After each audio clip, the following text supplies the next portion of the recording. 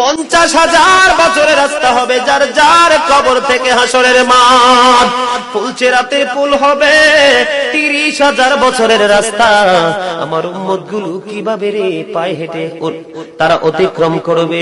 বন্ধু নবী এমনি এমনি কাঁদেনি রে, নবী জানিয়ে দিয়েছে কাল কিয়ামতের ময়দানে উম্মতগুলো খালি পায়ে থাকবে, মাটি তো তামা থাকবে। ও বন্ধু, তাদের শরীরে কোনো পোশাক থাকবে না, উলঙ্গ অবস্থায় থাকবে। এবং মা আয়েশা প্রশ্ন করলো, গো প্রাণের নবী, জানতে মনে চায় নবী গো, এই যে আপনার উম্মতগুলো উলঙ্গ অবস্থায় খালি পায়ে সবাই থাকবে গো নবী, তারা কি নারী পুরুষ একসাথে? কয় হ্যাঁ, নারী পুরুষ একসাথে। তারা কি কেউ কারো দিকে নজর দিবে না? এবার আমার নবী বলেছে, আয়েশা রে, কেমন করে নজর দেবে রে আয়েশা?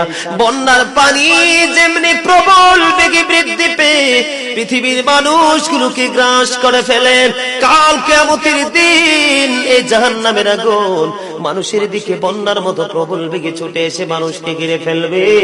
এত ভয়ঙ্কর হবে রে আয়েশা কেরা, এত ভয়ঙ্কর হবে আসরের দিন, এত ভয়ঙ্কর হবে সেই দিন।